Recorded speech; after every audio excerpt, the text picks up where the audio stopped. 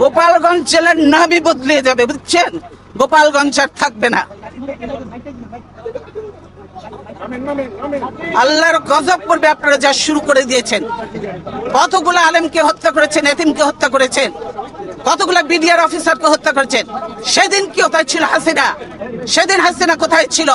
এতগুলো অফিসারকে মারলো, 57 জন অফিসারকে হত্যা করলো। সেদিন হাসিনার এই ফোর্স কোথায় ছিল? কেন সে ফোর্স পাঠায় নাই? আসলে সে নিজেই জড়িত ছিল এই হত্যাকাণ্ডের সঙ্গে। সেজন্যই আজকে তো এমন অনেক আননোন চেহারা দেখা যায় যাদেরকে চেনা যায় না যে তারা আসলেই বাংলাদেশি কিনা।